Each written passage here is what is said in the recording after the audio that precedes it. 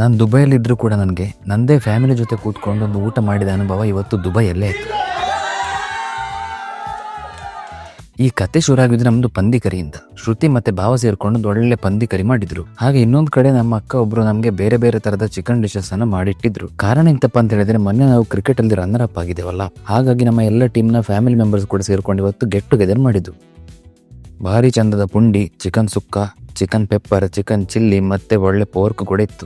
ಅದರೊಟ್ಟಿಗೆ ನಮ್ಮ ಇನ್ನೊಬ್ರು ಅಕ್ಕ ಒಳ್ಳೆ ಮಡಿಕೆ ಸ್ಟೈಲ್ ರೊಟ್ಟಿ ಕೂಡ ಮಾಡಿ ಕೊಡ್ತಾ ಇದ್ರು. ಆದ್ರೆ ನಮ್ಮೊಟ್ಟಿಗೆ ಎರಡು ಮಕ್ಕಳು ನಾವು ಊಟ ಮತ್ತೆ ಮಾಡೋ ಮೊದಲು ಆಟ ಆಡು ಅಂತೇಳಿ ನಮಗೊಂದು ಹೊಸ ಆಟ ಪರಿಚಯ ಮಾಡಿಕೊಟ್ರು. ಈ ಬರ್ದಿರುವ ಚೀಟಿಯಲ್ಲಿ ಅಂತ ಅದರೊಂದು ಫುಡ್ ಹೆಸರಿರ್ತದೆ. ಅದನ್ನ ನಾವು ಆಕ್ಟ್ ಮಾಡಿ ಅಥವಾ ಹಿಂಟು ಕೊಟ್ಟು ಅವರಿಗೆ ಅರ್ಥ ಮಾಡಿಸಬೇಕು. ಹಾಗೆ ಒಬ್ಬೊಬ್ಬರಿಗೆ ಹೋಗಿ ಆಕ್ಟ್ ಮಾಡ್ಲಿಕ್ಕೆ ಶುರು ಮಾಡ್ತಾರೆ, ಉಳಿದವ್ರು ನಾವು ಗೆಸ್ ಮಾಡ್ತಾ ಇರ್ತೇವೆ ಆಯ್ತಾ. ಆದ್ರೆ ನಮ್ಮ ಟೀಮಲ್ಲಿ ನಮ್ಮ ಗೌಡ್ರ ಎಂಟ್ರಿಗೆ ಮಾತ್ರ ಎಲ್ಲರೂ ನೆಗಡಿದ್ದು.